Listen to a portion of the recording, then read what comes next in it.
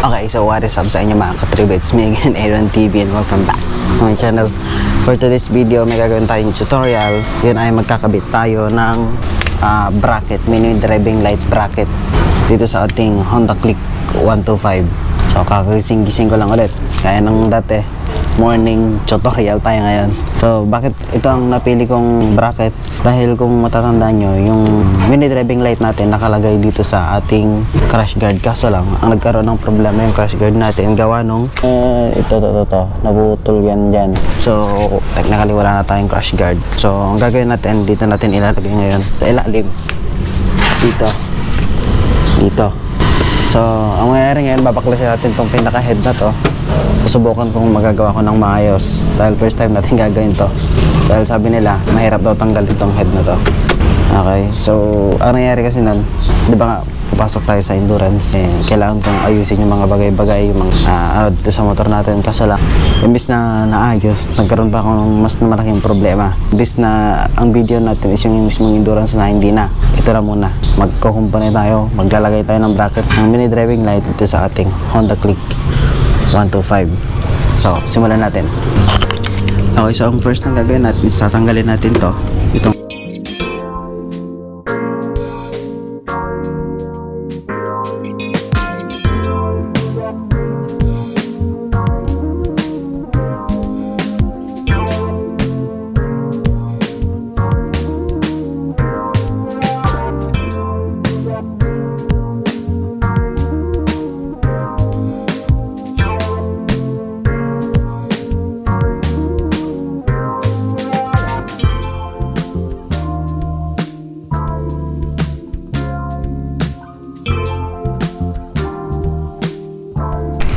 alright, so ito yung loob ng ating front fender. Wala akong idea kung paano ko tatanggalin, kung paano ko siya disassemble. Dahil first time nga natin, pabase lang tayo dun sa mga napapanood natin. Pero subukan pa rin natin. Alright, so ito ang ginawa ko na, binuklat ko na siya dito sa side. Ayan, kasi hindi ko makita kung paano babaklasin dito sa part na to. Ang hirap, matigas eh. Manggal ko na siya dito. Makikita nyo ba? Tanggal na siya dyan. So kailangan kong matanggal to ng all the way hanggang dito, dahil isang frame yata yan. Hirap, napakahirap.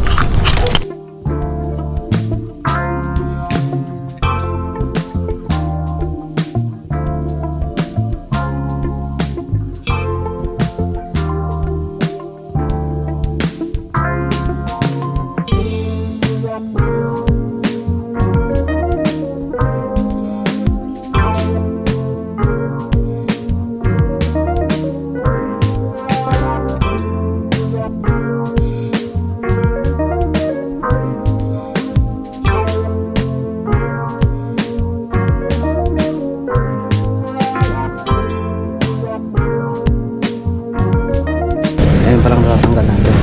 So ito, bali may tatanggalin dito na part.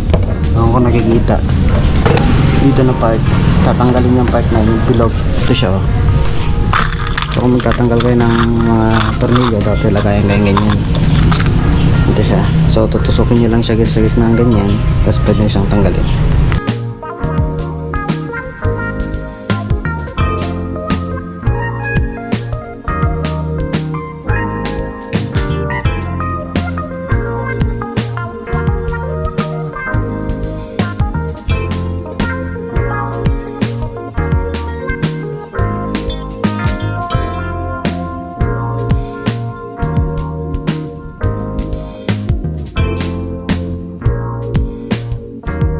Tayo.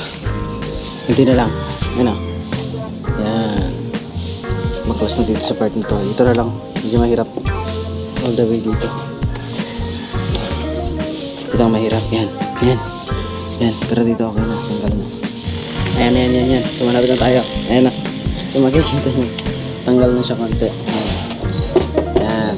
Ito ang ginawa ko. Pinorward ko lang to. Pagkanon. Yan na. Pagkanon lang siya. Ito ang medyo mahirap talaga tanggalin, pero almost done na tayo, matatanggalan natin siya dito sa kabila. Bali hinila ko lang din yan. Yan, tanggal na siya. Tara, tanggalin na natin.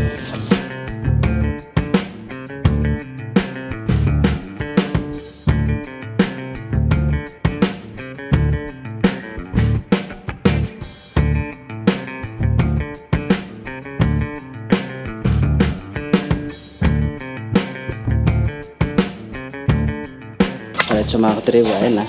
Tanggal na natin yung dito na part. Ayan. Yun. Tanggal na. So alisin lang natin tong cable na yan.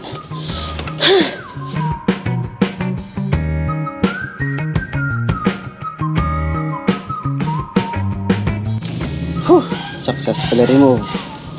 Yeah. Alright.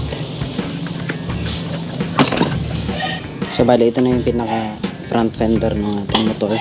Medyo nahirapan talaga ako dito sa part nito. Itong mga to. Ang hirap tanggalin ng mga yan. Yan, yung mga yan. So ngayon lilinisan lang muna natin siya. Tapos ayos yung mga bagay-bagay dito sa loob.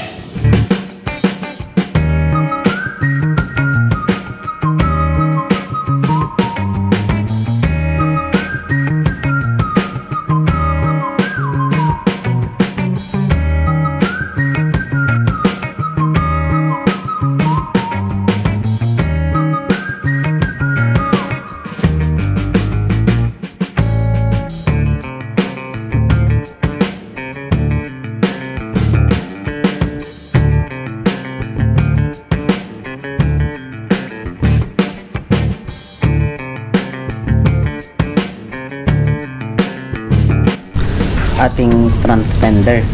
Ayan. Watch out for more tutorial.